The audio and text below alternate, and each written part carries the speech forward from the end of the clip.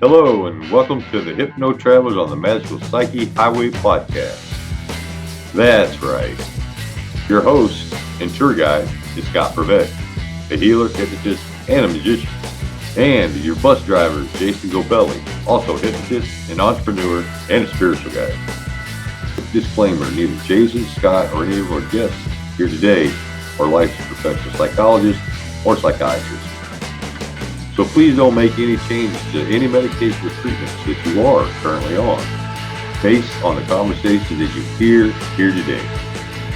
Just hop on the bus and enjoy the ride. Trip with us on the Inner Revelation bus. That's right. Hey, welcome back to Hypno Travelers on the Magical Psyche Highway. And it's going to be a fun day today because we got a great guest. We got Traci Kanaan. I'm pretty excited, aren't you, Scott? Heck yeah, we've been waiting on this for her for a while. Traci, how are you? I'm good, thank you. Thank you so much for having me and for thinking that I'm hip and happening and psyche enough to be on your podcast. Oh, no, you got it going on, and we're excited to have you. And speaking of that, let's get right to it. Who are you and what do you do? All right, so I'm Traci Kanaan. I'm the owner of Wings Hypnosis, and I'm also the creator of the Hilarity and Hypnosis Approach. So I break bad trances with laughter to create lasting changes in my clients. I was a stand-up comedian for 18 years, a musical stand-up comedian. I entertained swingers, nudists, and BDSMers, and I was voted the top female entertainer of the lifestyle in 2015, 16, 17, and 18. And so I have a strong tie to the swinger, nudist, BDSM community. And that experience also makes me one of the few erotic hypnotherapists in the country that specializes in swingers, nudists, and BDSMers. And if that wasn't like enough, I own 7 Airbnbs at the nudist resort where I live in Lutz, Florida. So I do have people that fly in, stay with me, come in for sessions, party all weekend, come back for a follow-up session, and then fly home. So there you go. That's who I am and what I do.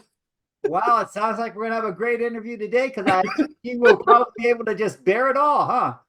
Pretty much. Okay. Pretty much. So let's talk at the beginning, Traci. So these comedy days, so we know that comedy, they say, is the best healing medicine, but talk about the overlap with hypnosis. What's that all about? So the overlap with hypnosis, I got into it. I started doing comedy on swinger cruises. And how I got into hypnosis was that I was going by a playroom and swinger cruises are a little bit different than your regular cruises because you know that library that people go to read in? On a swinger cruise, they block that off and it becomes a playroom. And that's where everybody goes to watch everybody else get it on.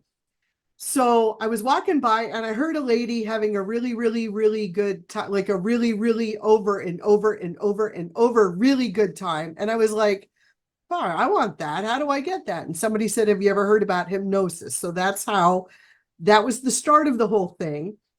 And so that's how I got into hypnosis pretty much. I wanted to experience that for myself. As a result, I started doing comedy, and then I tied in hypnosis shows under the swinger cruises. I was hired to perform. So I was like, I come in, I do a comedy show Friday night, I do a hypnosis show Saturday night, and then everybody goes home on Sunday.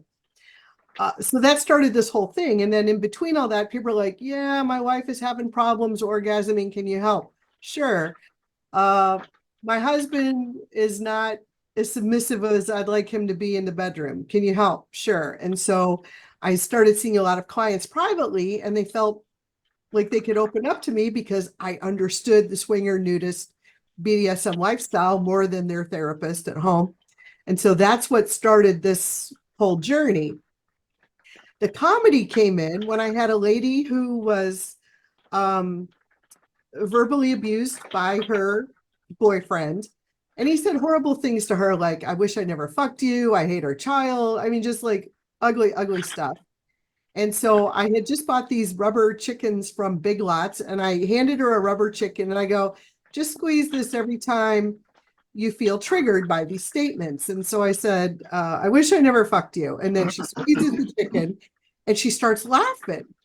And I'm like, come on, this pissed you off like 5 minutes ago.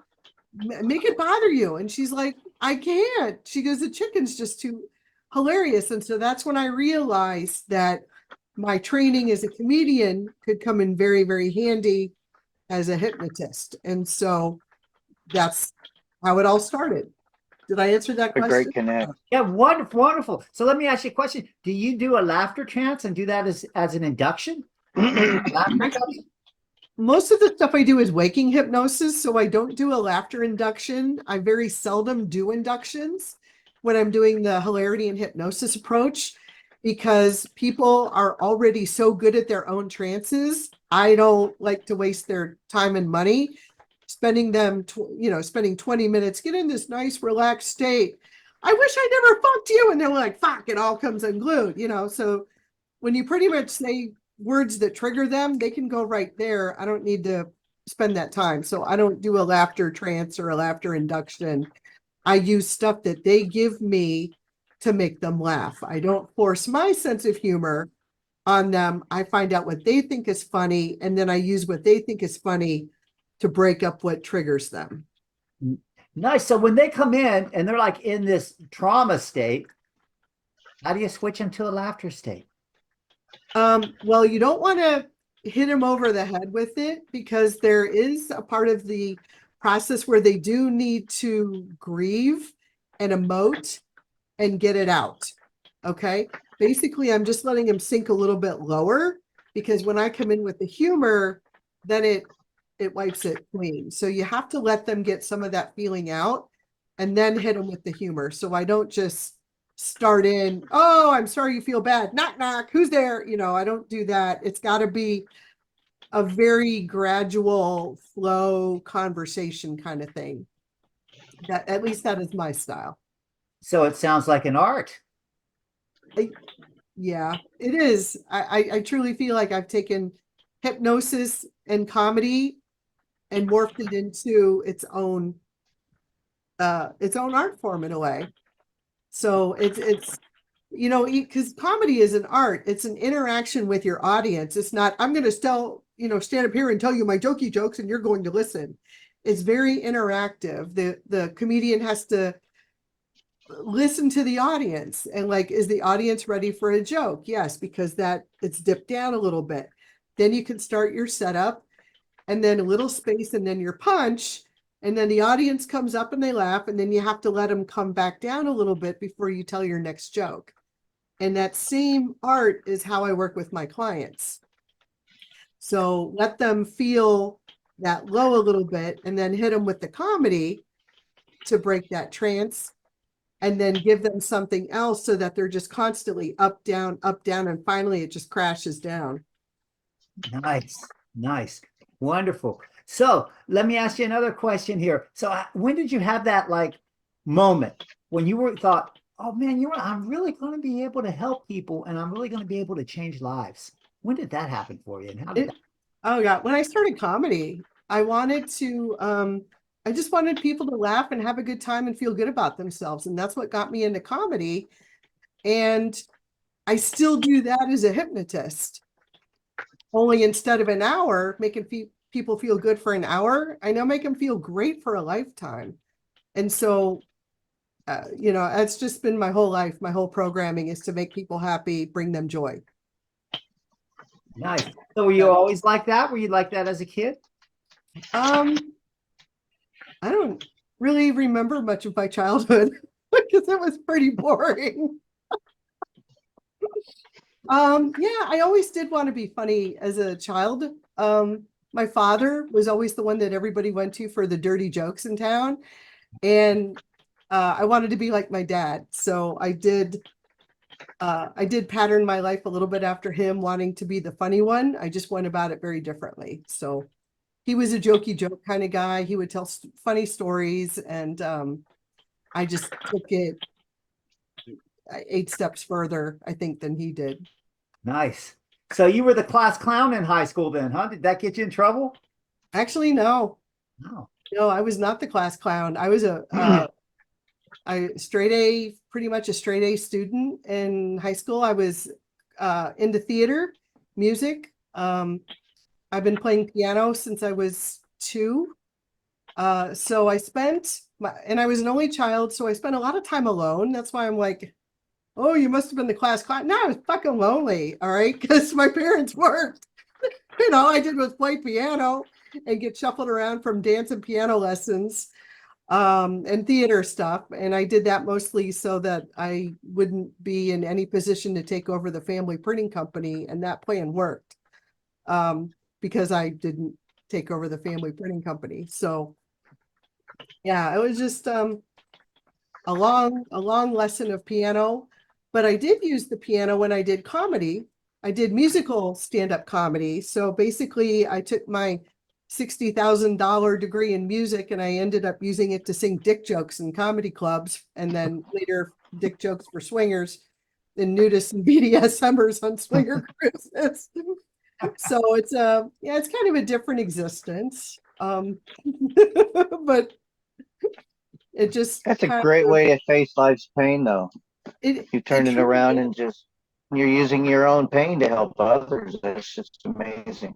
Yeah. So when I got hired to do the swinger cruises, it was like 2008. I had been doing comedy for 6-7 years. I was all set to headline, but the economic downturn in 2008 had comics coming off of cruise ships back on land, and no comedy club wanted to take a chance on a new headliner. So I got hired to perform comedy at the nudist resort up the street, and they loved me, just loved me. And I started getting work like every 2 months at the same nudist resort, and started building up a following. And so that year I decided, maybe I'm not meant to be a mainstream headliner, but what if I was the nudist comic?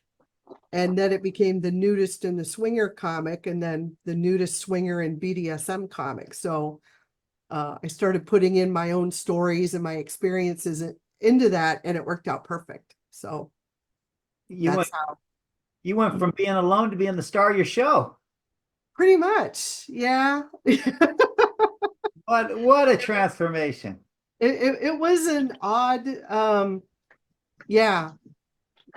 When I started out comedy, I'm like, I'd just be really happy with a small cult following. And then it happened. And then I'm like, all right, maybe a medium cult following. And then now I live at a nudist resort, and people remember when I did the cruise ship. So one guy was like, oh my God, it's the lifestyle Elvis. And I was like, okay, I'm lifestyle Elvis. So, but yeah, fun stuff. So that's kind of my comedic background that I bring into hypnosis. And not only that, but you teach this as well. Yes. So let's talk about that for a minute. Okay. I just started, I've been teaching comedy writing and then my hilarity and hypnosis approach probably the last 3 years at Hypnothoughts. But this is going to be my first 3-day certification. So day 1, you're going to be learning how to write jokes, because if you don't know what funny is, you can't make funny. I have started all my students out with writing jokes about their life, because if you're not willing to be made fun of yourself, you can't very well make fun of your clients' lives. And oddly enough, the techniques that I use to write jokes for myself, I was doing the same thing for hypnosis clients, because basically when you write jokes for yourself, you're making a list of all the shitty things in your life. And then you make a list of all the funny things, and then you start combining them. So with a hypnosis client, what do? You start out by writing all the shitty things in their life. I'm good at that, having written enough shitty things about my life. Yeah. And then you find the funny things, and I just take the things that they think are funny, and then I start mixing and matching. So, but you need to know how to write a joke. You need to know what a setup and a punchline is. So we spend day 1 on that. And then day 2, we start to introduce the technique and put that into sessions. And then the 3rd day, you will be practicing on other students in the class. Well, this also sounds like this is very therapeutic. for whoever's in the class. Because if we're looking at ourselves and writing our own storyline and our own punchlines, then aren't we in fact writing our own metaphors for healing? Yes. Imagine that. You saw right through that evil scam. But that's it. So now let's talk about this. So how does it feel to you inside when you know that you've had such an impact and changed some lives? Oh, it's awesome. It's awesome. I had a lady, OnlyFans model. She's on my podcast. Her name is Skylar. I met her at Thanksgiving. She lives in my community. And I was like, wow, this is a really jaded person. And so I told her about the podcast. She was going up on OnlyFans. And I said, if you're on my podcast, I do your session for free. So why don't you just come in, share your shit, and let's get it out there. Well, it turns out she was trafficked. There's a whole ugly life in there. And you'll hear it in the first, she did 4 podcasts with me. You'll hear it in the first 2. And we broke a lot of the bad stuff out of her life. She came back and did a follow-up, and we broke some more bad stuff out of her life. And she says, my life started changing after that first session. And I'm now she's now one of the top 1% of content creators on OnlyFans, and made more this last month than she did all last year on OnlyFans. And she goes, I really credit your haha technique for helping me break free of this shit. She was turned down by 4 other traditional therapists because her story was so hard and she was so jaded to work with. So that was cool, to hear that she's made more money on OnlyFans last month than she did all last year. It was just amazing. So, and that was a direct result of working our work together. So yeah, it's good stuff. Well, I can tell by looking at you that you're very touched by this situation, and that's wonderful. So do you especially like to deal with those who are a little more, let's say, difficult? And bring them. Bring them. There is not, I was talking today. There's really nothing that phases me anymore. Even with trauma, because I've heard some pretty awful stuff, and I've been able to break it with laughter. And you would think that when you hear the stuff, you're like, fuck, that really sucks, how awful that they had to go through it. But I just know that there is, for every dark side, there's a light side. And my job is to show them the light side, the funny side of what this darkness is that they experience. And I'm able to do it. Yes, it sounds fabulous. It sounds great. Now, I do want to put this up here. I'm going to post this across the screen. How do our viewers watch this great podcast that you have? Where do they go to get it? It's on Apple Podcasts and Spotify. It's called The Hilarious Hypnotist. I believe you can visit www.thehilarioushypnotist.com. And there's also links to it through my website, which is www.wingshypnosis.com. Beautiful. Now they can also go to those sites if they want to learn your trade and do what you do, correct? Yes, they can work with me. I do consulting sessions as well with other hypnotists that want to learn the technique. So yeah, I want as many people to help other people be pain-free. So how do you feel when you see one of your students, someone who's worked with you, use your techniques to help other people and change? How do you feel with that ripple effect? It's awesome. It's awesome because my evil plan is working. So right. You've mentioned that twice, this evil plan. So what is this evil plan of yours there, Traci? The evil plan is to show other hypnotherapists, hypnotists, and traditional therapists that you can use laughter to overcome trauma. I've worked a lot with victims of human trafficking, rape, incest, horrible stuff. And there's always a light side to the darkness. So being able to share what I do with other hypnotists to break through these people that have been in therapy for years and years and years without changes. You know, when I get a client, I had a client today that have been in therapy 15 years and just unable to get past this one thing. And when I explained to him what his brain was doing, and why he was experiencing what he was, he goes, "Oh my God, that makes perfect sense. How come a traditional therapist doesn't tell me this?" And I'm like, because they aren't a fucking comedian. So they don't tell you the way it is.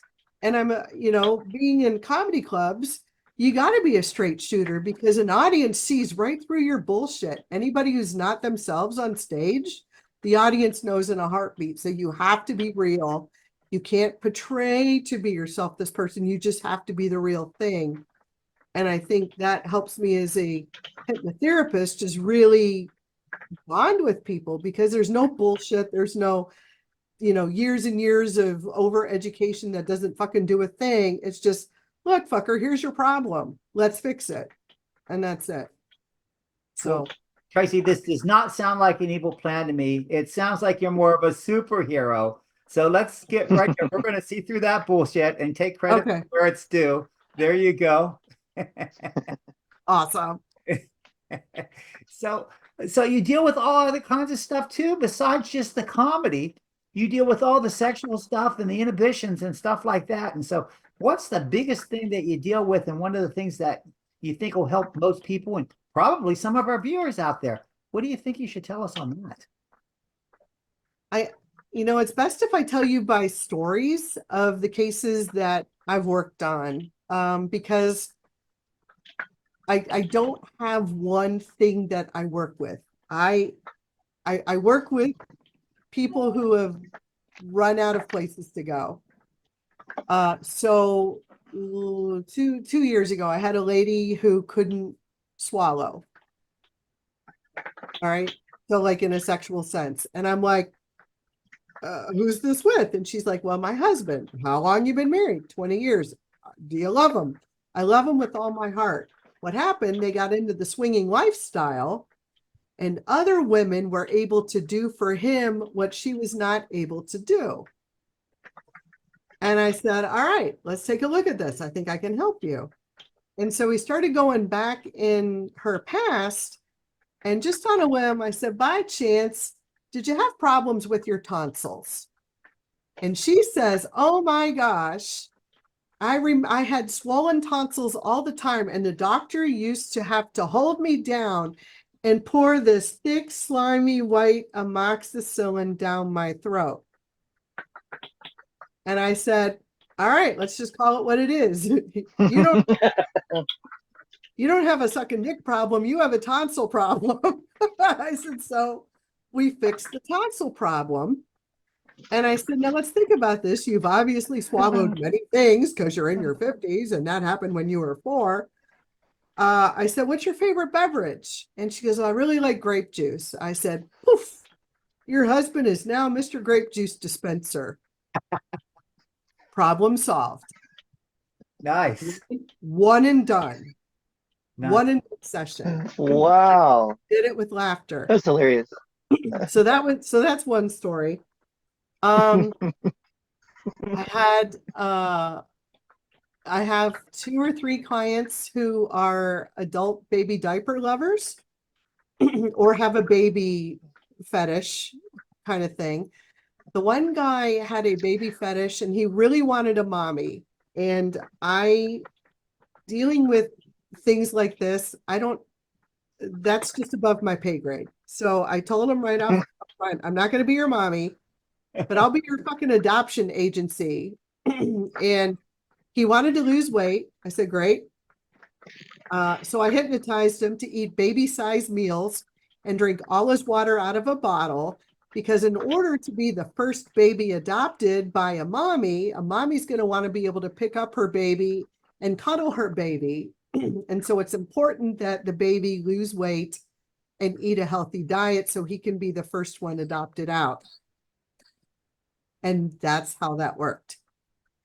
So let me think, other stories. I have clients that were, I had one client, this was out there, for some people, psychically raped. And his twin flame was also psychically raped. So dealing with that, because it wasn't, there was no physicality of it. It was something in his mind. And I think a traditional therapist would have said, yeah, you're so full of shit. But I was, his unconscious mind is trying to process something. So why not be a part of the process and help him uncover what it is and resolve it in his language rather than fight him on it. So that was an interesting one. Other cases that I've worked with, they span the globe. They're crazy. I had one gentleman who was a Marine who was used to giving 110% in sex, but now he's in his late 50s and his 110% isn't what it used to be. And so we had to scale in the Marine a little bit. And so I had to use some creative procedures for him to pull back the 110%, so that he could still do 80% and it was still a B, so scaling that back. So I love creative. Oh, today I worked with a girl who has a sneezing fetish. And her boyfriend has a sneezing fetish. So one's the sneezer, one's the sneezy. But she didn't feel like she was sexy when she was the one being asked to sneeze. And she didn't feel safe sneezing in some places. So I worked with her on feeling safe to sneeze, and that she's sexy when she sneezes, and when she sneezes, she's sexy. So a lot of that kind of play. So I people are like, what do you do the most? I'm like, fucking weird shit. That's what I do the most. You are an artist. That's a talent right Much there. like a painter, very creative. You do things your own way when you need to do them, and it just kind of like all falls in place. Isn't that right? Yes, but it's always a client-centered focus. It's not, this is my protocol and I'm, fuck it, you're going to fit into my protocol if it kills me. I'm like, nah, I got about 50 ways I can work with you. Let's find the one that works best for you.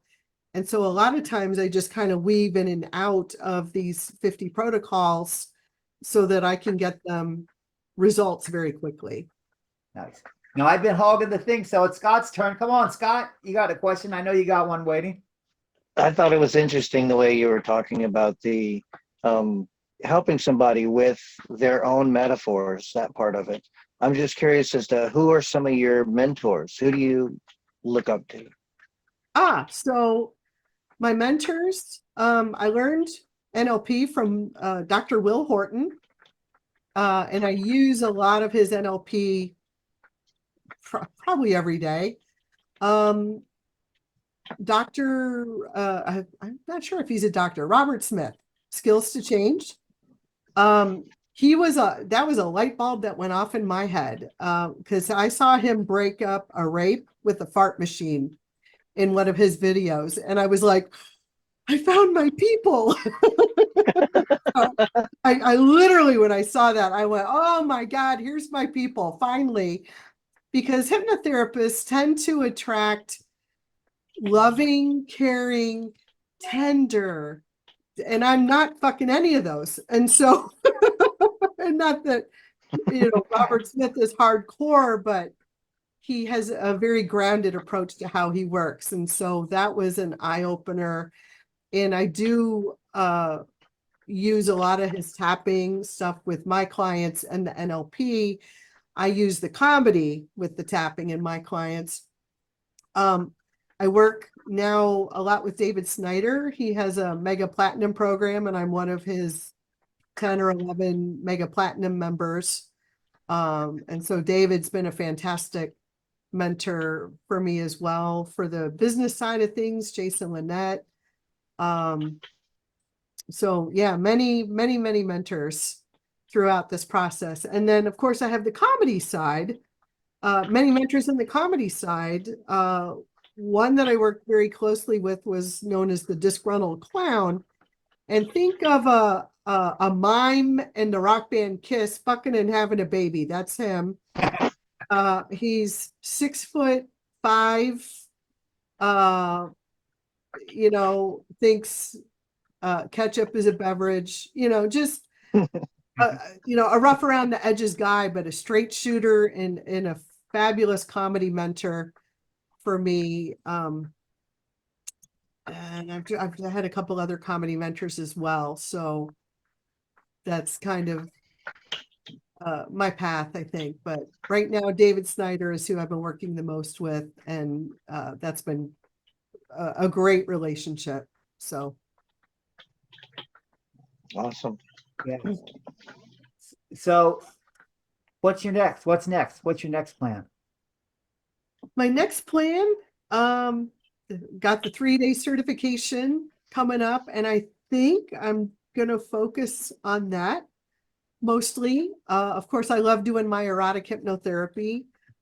And that's pretty much where I'm going to stay. I did retire from comedy a couple of years ago. I just can't take the road anymore. And also, woke is just kind of fucking killing it for me. Obviously conversations with me aren't politically correct. And I'm just too pretty to get, Thank God. beaten after because somebody doesn't have a fucking sense of humor in a comedy club. So I just fuck woke. I'm just not. I'll fix the little woke fuckers in my chair. Pretty much. So yeah, I think just the doing my haha 3-day certification and trying to get as many haha practitioners as I can. It's going to be the next for me. I also have like a third job. I'm like, it wasn't enough to be a hypnotist and own Airbnbs at a nudist resort. I'm also president of my condo association. So I just found out I'm running up, my term ends in June, and so I'm up for election again. So I'll be doing that as well to see if they keep me as their condo president. So you do a lot in your chair. I noticed that. But what about online? Online? Yes. I see clients all over the world. I have clients probably in 10 countries right now. Italy, Australia, Spain, Mexico, Amsterdam. I know it's not like really a country, but that's where he is. Ireland, and Kansas. So those are so that said, is there one and Florida, of course. just that much funnier than the rest, or one that's just like, man, you need to get a sense of humor? Well, people find me, my people find me, because there's not a lot of people who, if they do work with swingers, are bold enough to put it on their website. And so people who are sexually adventurous adults that have any one of the cases that I've worked on, and because I have like little excerpts of what I work on my website, and so they find me that way. Nice. So if they have sexual trauma, rape, incest, human trafficking, that's all on my website as cases that I work with. Swinging, you'd be amazed that even though they're in the swinging lifestyle, there's still trauma that they go through, that they wrestle with, especially in BDSM. There's a lot of people that wrestle with things in the BDSM community. And thank God they found BDSM, because it's a healthier way for them to act out on their impulses than what they were doing. And then with nudism, people who aren't, they're comfortable in their own skin, but they're not. So working with them on that, their self-esteem and positive body image. So it all ties in to a little package, and somehow they find me. So it all works out.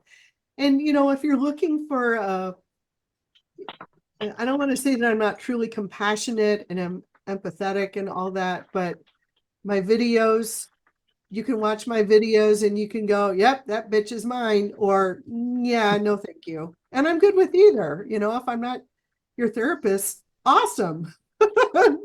Thanks for saving us both some time. Yeah, But I've watched some of your videos. It's very entertaining. So let me ask you another question. Words of wisdom. What words of wisdom can you give to our viewers, you know, to help them and help with them with their lives? What's your be yourself. And one of the things, it started with comedy, because when I was doing comedy, people were like, Traci, you shouldn't work so dirty. You got to work clean. The only way you're ever going to work is if you work clean. And I was like, there's nothing in my fucking world that's clean, right? I have no kids. I was raised by adults. I've never been around children, even when I was, fuck that. It's just not who I am.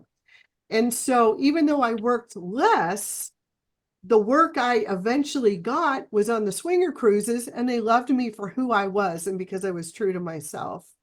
And same with comedy. I found that when I was going through hypnotherapy school, they wanted me to learn this protocol. And by golly, I had to learn it this way or else I wasn't a good hypnotherapist. I actually went back to that school and did a demo on one of their recent graduates and just decimated the whole demo using funny shit and breaking apart.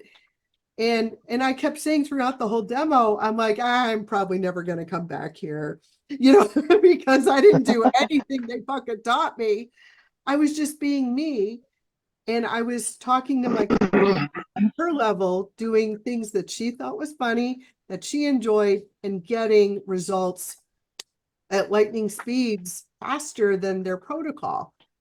But my way isn't going to work for everybody, but it sure as fuck works for me. So just being true to yourself, learn as much as you can, but don't be afraid to find your own path. So that's my words. Awesome. beautiful words of wisdom? Scott, you have anything else you want to add? Traci, we thank you so much for coming and spending some of your time with us today. We really appreciate it. Oh, thank you so much for having me and for finding me. Like, as I get going in my own little world, and I'm happy here. So it's always nice when somebody else finds me. Traci, we're digging on interviewing you because you're a cool chick. And let's just put it this way. It's been fun traveling down your magical psyche highway. And anything you want to wrap up with? No, check out the Hilarious Hypnotist podcast and say hello to me on wingshypnosis.com. And I look forward to meeting with you, working with you, and making you laugh using shit you gave me. Traci, you're awesome. And for our viewers out there, man, you're awesome too. And we're so glad that you were here today. If you like us, give us a thumbs up. If you think we're assholes, give us the thumbs down. We don't care. Just come back, share our podcast around, give us a like, follow us, whatever. Just glad you're here. And once again, Traci, thank you for allowing us to travel down your magical psyche highway today. It's been a great show. We'll see you later, guys. Okay, thank you so much. Thank you. Wow, what a trip. Thanks for taking that journey with us today. Please like us, share us, and enlighten us with your views of the topics we drove into today. We appreciate you and love reading your comments. Thanks again, and we hope to see you back on the bus next week. That's right.